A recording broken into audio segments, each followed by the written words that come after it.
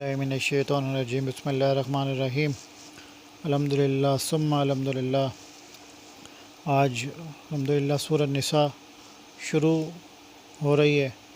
اللہ کے فضل و کرم سے ابھی تک تقریباً 4 پارے سے اوپر 201 صفحے اور تیسری سمجھ لیں کہ قرآن پاک کی تیسری سورت سورہ نساء 4 سورت سورہ فاتحہ ملا کر اگر کہیں تو شروع کی جا رہی ہے سورہ نساء کے نام سے، اور اللہ تعالیٰ مجھے اور آپ کو سمجھنے کی اور اس پر عمل کرنے کی توفیق دے۔ میں آپ کو پھر بتاتا چلوں، دنیا کے اندر سمجھ جائیں گے، عقیدہ درست کر لیں گے، اپنی اصلاح کر لیں گے، نیک عمل کرتے ہوئے دنیا سے اگر جائیں گے،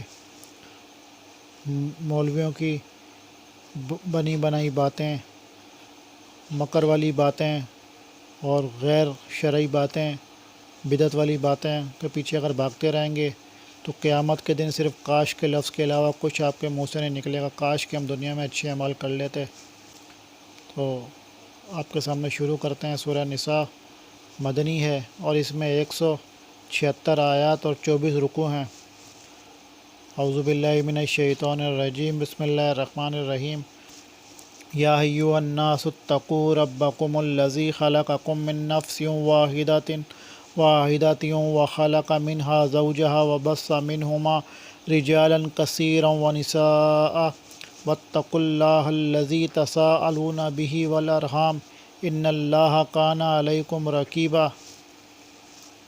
شروع کرتا ہوں اللہ کے نام سے جو بڑا مہربان نہایت رحم والا ہے۔ اے لوگو، اپنے پروردگار سے ڈرو جس نے تمہیں ایک جان سے پیدا کیا اور اسی سے اس کی بیوی کو پیدا کر کے ان دونوں سے بہت سے مرد اور عورتیں پھیلا دیں۔ اس اللہ سے ڈرو جس کے نام پر ایک دوسرے سے مانگتے ہو، اور رشتے ناطے توڑنے سے بھی بچو، بے شک اللہ تعالیٰ تم پر نگہبان ہے۔ نساء کے معنی ہیں عورتیں۔ اس صورت میں عورتوں کے بہت سے اہم مسائل کا تذکرہ ہے، اس لیے اسے سورہ نساء کہا جاتا ہے۔ ایک جان سے مراد ابو البشر حضرت آدم علیہ السلام ہیں، اور خلق منہا زوجہا میں منہا سے وہی جان یعنی آدم علیہ السلام مراد ہیں، یعنی آدم علیہ السلام سے ان کی زوج بیوی حضرت حوا کو پیدا کیا۔ حضرت حوا حضرت آدم علیہ السلام سے کس طرح پیدا ہوئیں اس میں اختلاف ہے۔ حضرت ابن عباس رضی اللہ عنہ سے قول مروی ہے کہ حضرت حوا مرد یعنی آدم علیہ السلام سے پیدا ہوئیں، یعنی ان کی بائیں پسلی سے۔ ایک حدیث میں کہا گیا ہے ان المرأۃ خلقت من ضلع وان اعوج شیء فی الضلع اعلاہ۔ صحیح بخاری کتاب بدء الخلق، صحیح مسلم کتاب الرضاع کے عورت پسلی سے پیدا کی گئی ہے، اور پسلی میں سب سے ٹیڑھا حصہ اس کا بالائی حصہ ہے۔ اگر تو اسے سیدھا کرنا چاہے تو توڑ بیٹھے گا، اور اگر تو اس سے فائدہ اٹھانا چاہے تو کجی کے ساتھ ہی فائدہ اٹھا سکتا ہے۔ بعض علماء نے اس حدیث سے استدلال کرتے ہوئے حضرت ابن عباس رضی اللہ عنہ سے منقول رائے کی تاکید کی ہے۔ قرآن کے الفاظ خلق منہا سے اسی موقف کی تائید ہوتی ہے۔ حضرت حوا کی تخلیق اسی نفس واحدہ سے ہوئی ہے جسے آدم کہا جاتا ہے۔ والارحام کا عطف اللہ پر ہے، یعنی رحموں رشتوں ناتوں کو توڑنے سے بھی بچو۔ ارحام رحیم کی جمع ہے، مراد رشتہ داریاں ہیں جو رحم مادر کی بنیاد پر ہی قائم ہوتی ہیں۔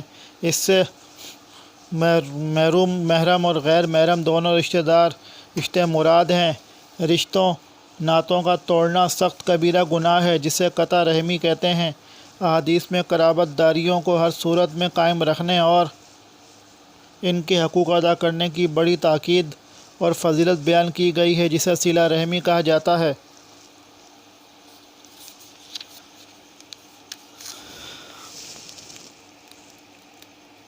وَآتُوا الْيَتَامَى أَمْوَالَهُمْ وَلَا تَتَبَدَّلُوا الْخَبِيثَ بِالطَّيِّبِ وَلَا تَأْكُلُوا أَمْوَالَهُمْ إِلَىٰ أَمْوَالِكُمْ إِنَّهُ كَانَ حُوبًا كَبِيرًا۔ اور یتیموں کو ان کے مال دے دو، اور پاک اور حلال چیز کے بدلے ناپاک اور حرام چیز نہ لو، اور اپنے مالوں کے ساتھ ان کے مال ملا کر کھا نہ جاؤ، بے شک یہ بہت بڑا گناہ ہے۔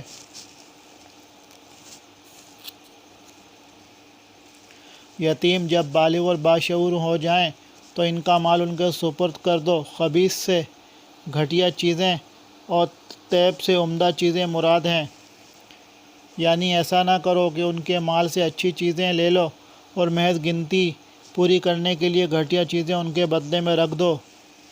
ان گھٹیا چیزوں کو خبیث، ناپاک اور عمدہ چیزوں کو طیب، پاک سے تعبیر کر کے اس طرف اشارہ کر دیا کہ اس طرح بدلایا گیا مال، جو اگرچہ اصل میں تو طیب، پاک اور حلال ہے، لیکن تمہاری اس بد دیانتی نے اس پر خباثت داخل کر دی، اور وہ اب طیب نہیں رہا بلکہ تمہارے حق میں وہ خبیث، ناپاک اور حرام ہو گیا۔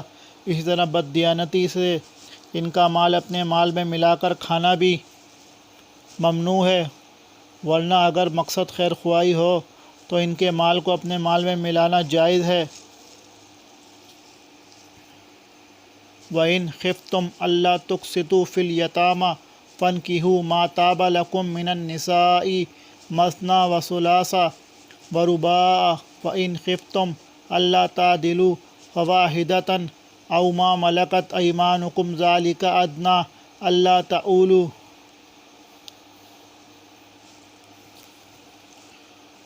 اگر تمہیں ڈر ہو کہ یتیم لڑکیوں سے نکاح کر کے تم انصاف نہ رکھ سکو گے تو اور عورتوں میں سے جو بھی تمہیں اچھی لگیں تم ان سے نکاح کر لو، 2 3 4 سے، لیکن اگر تمہیں برابری نہ کر سکنے کا خوف ہو تو ایک ہی کافی ہے، یا تمہاری ملکیت کی لونڈی یہ زیادہ قریب ہے کہ ایسا کرنے سے ناانصافی اور ایک طرف جھک پڑنے سے بچ جاؤ۔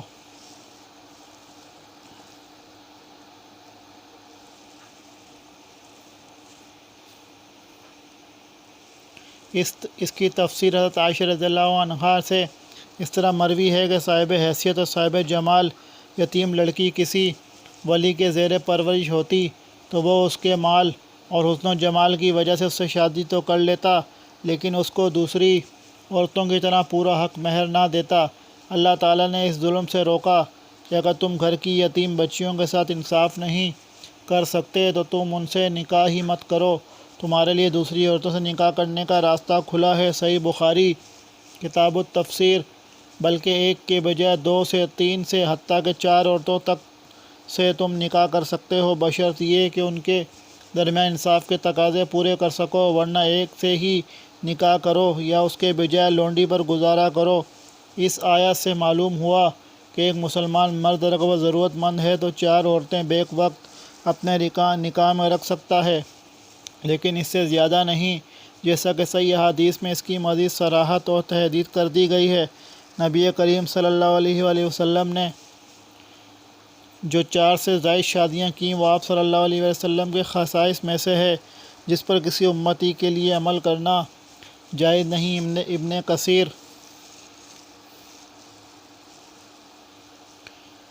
یعنی ایک ہی عورت سے شادی کرنا کافی ہو سکتا ہے، کیونکہ ایک سے زیادہ بیویاں رکھنے کی صورت میں انصاف کا اہتمام بہت مشکل ہے، جس کی طرف قلبی میلان زیادہ ہوگا، ضروریات زندگی کی فراہمی میں زیادہ توجہ بھی اسی کی طرف ہوگی، یوں بیویوں کے درمیان وہ انصاف کرنے میں ناکام رہے گا اور اللہ کے ہاں مجرم قرار پائے گا۔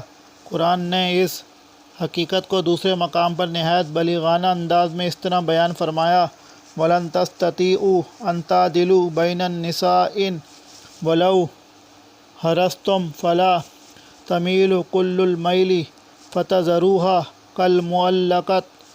سورہ نساء 129۔ اور تم ہرگز اس بات کی طاقت نہ رکھو گے کہ بیویوں کے درمیان انصاف کر سکو،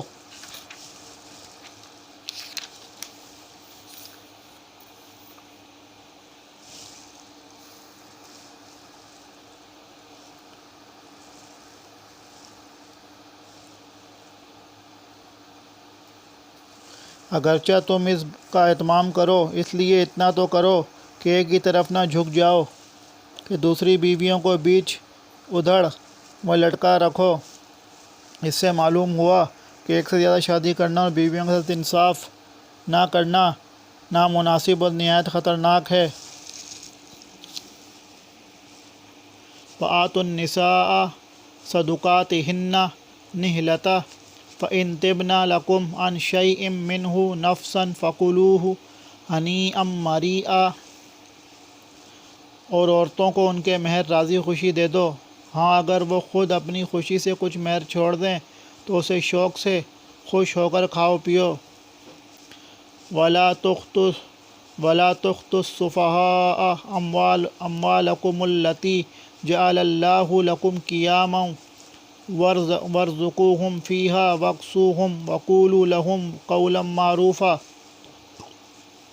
بے عقل لوگوں کو اپنا مال نہ دے دو جس مال کو اللہ تعالیٰ نے تمہاری گزران کے قائم رکھنے کا ذریعہ بنایا ہے، ہاں انہیں اس مال سے کھلاؤ پلاؤ، پہناؤ اوڑھاؤ اور انہیں معقولیت سے نرم بات کہو۔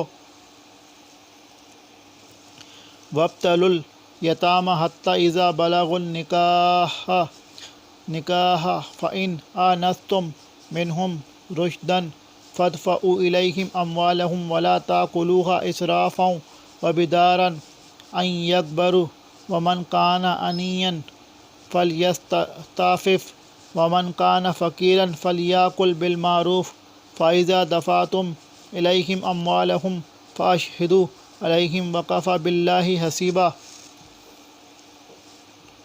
اور یتیموں کو ان کے بالغ ہو جانے تک سدھارتے اور آزماتے رہو، پھر اگر ان میں تم ہوشیاری اور حسن تدبیر پاؤ تو انہیں ان کے مال سونپ دو، اور ان کے بڑے ہو جانے کے ڈر سے ان کے مالوں کو جلدی جلدی فضول خرچیوں میں تباہ نہ کر دو۔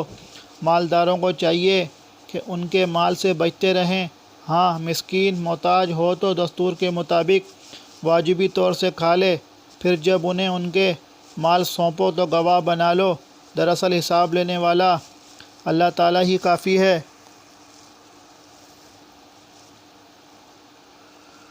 یتیموں کے مال کے بارے میں ضروری ہدایات دینے کے بعد یہ فرمانے کا مطلب یہ ہے کہ جب تک یتیم کا مال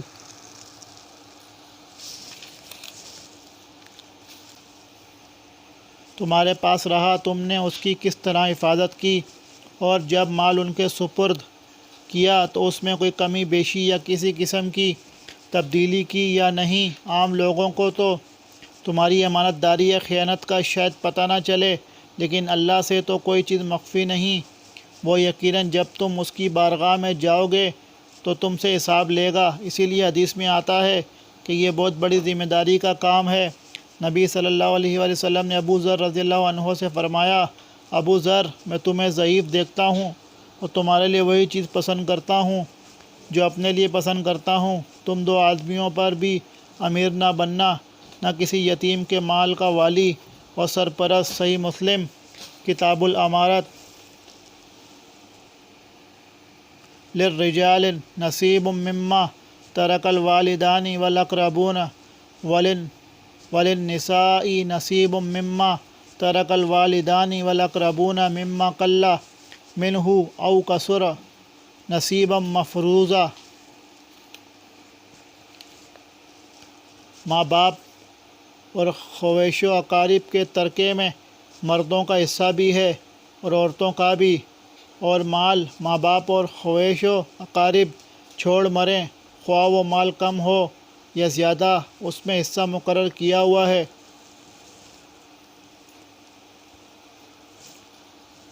اسلام سے قبل ایک یہ ظلم بھی روا رکھا جاتا تھا کہ عورتوں اور چھوٹے بچوں کو وراثت سے حصہ نہیں دیا جاتا تھا، اور صرف بڑے لڑکے جو لڑنے کے قابل ہوتے سارے مال کے وارث قرار پاتے۔ اس آیت میں اللہ تعالیٰ نے فرمایا کہ مردوں کی طرح عورتیں اور بچے بچیاں اپنے والدین اور اقارب کے مال میں حصے دار ہوں گی، انہیں محروم نہیں کیا جائے گا۔ تاہم یہ الگ بات ہے کہ لڑکی کا حصہ لڑکے کے حصے سے نصف ہے، جیسا کہ 3 آیات کے بعد مذکور ہے۔ یہ عورت پر ظلم نہیں ہے، نہ اس کا استخفاف ہے، بلکہ اسلام کا یہ قانون میراث، عدل و انصاف کے تقاضوں کے عین مطابق ہے، کیونکہ عورت کو اسلام نے معاش کی ذمہ داری سے فارغ رکھا ہے اور مرد کو اس کا کفیل بنایا ہے۔ علاوہ ازیں عورت کے پاس مہر کی صورت میں مال آتا ہے جو ایک مرد ہی اسے ادا کرتا ہے۔ اس لحاظ سے عورت کے مقابلے میں مرد پر کئی گنا مالی ذمہ داریاں ہیں۔ اس لیے اگر عورت کا حصہ نصف کے بجائے مرد کے برابر ہوتا تو یہ مرد پر ظلم ہوتا۔ لیکن اللہ تعالیٰ نے کسی پر بھی ظلم نہیں کیا، کیونکہ وہ عادل بھی ہے اور حکیم بھی۔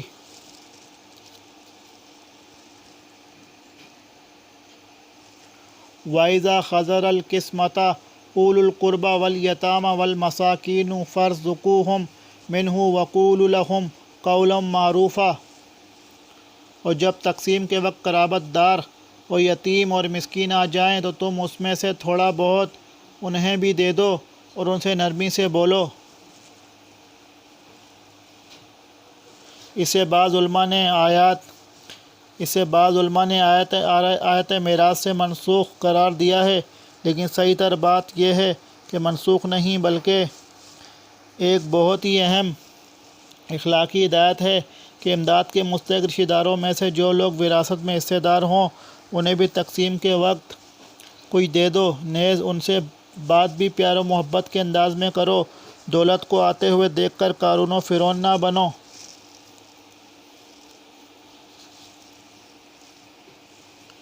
وَلْيَخْشَ الَّذِينَ لَوْ تَرَكُوا مِنْ خَلْفِهِمْ ذُرِّيَّةً، اور چاہیے کہ وہ اس بات سے ڈریں کہ اگر وہ خود اپنے پیچھے ننھے ناتواں بچے چھوڑ جاتے جن کے ضائع ہو جانے کا اندیشہ رہتا ہے تو ان کی چاہت کیا ہوتی۔ پس اللہ تعالیٰ سے ڈر کر جچی تلی بات کہا کریں۔ بعض مفسرین کے نزدیک اس کے مخاطب اوصیاء ہیں جن کو وصیت کی جاتی ہے کہ ان کو نصیحت کی جا رہی ہے کہ ان کے زیر کفالت جو یتیم ہیں ان کے ساتھ وہ ایسا سلوک کریں جو وہ اپنے بچوں کے ساتھ اپنے مرنے کے بعد کیا جانا پسند کرتے ہیں۔ بعض کے نزدیک اس کے مخاطب عام لوگ ہیں کہ وہ یتیموں اور دیگر چھوٹے بچوں کے ساتھ اچھا سلوک کریں، قطع نظر اس کے کہ وہ ان کی زیر کفالت ہیں یا نہیں۔ بعض کے نزدیک اس کے مخاطب وہ ہیں جو قریب المرگ کے پاس بیٹھے ہوں، ان کی ذمہ داری ہے کہ وہ مرنے والے کو اچھی باتیں سمجھائیں تاکہ وہ ناحق اللہ میں کوتاہی کر سکے، نہ حقوق بنی آدم میں، اور وصیت میں وہ ان دونوں باتوں کو ملحوظ رکھے۔ اگر وہ خود صاحب حیثیت ہے تو 1/3 مال کی وصیت ایسے لوگوں کے حق میں ضرور کرے جو اس کے قریبی رشتہ داروں میں غریب اور مستحق امداد ہیں، یا پھر کسی دینی مقصد و ادارے میں پر خرچ کرنے کی وصیت کرے تاکہ یہ مال اسی کے لیے زاد آخرت بن جائے، اور اگر وہ صاحب حیثیت نہیں ہے تو اسے 1/3 مال میں وصیت کرنے سے روکا جائے کہ اس کے اہل خانہ بعد میں مفلسی اور احتیاج سے دوچار نہ ہوں۔ اسی طرح کوئی اپنے ورثاء کو محروم کرنا چاہے تو اس سے اس کو منع کیا جائے، اور یہ خیال کیا جائے کہ اگر ان کے بعد ان کے بچے فقر و فاقہ سے دوچار ہو جائیں تو اس کے تصور سے ان پر کیا گزرے گی۔ اس تفصیل سے مذکورہ سارے ہی مخاطبین اس کا مصداق ہیں۔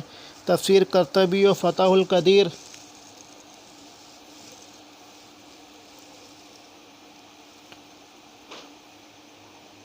ضعافا خافوا علیہم فلیتقوا اللہ ولیقولوا قولا سدیدا۔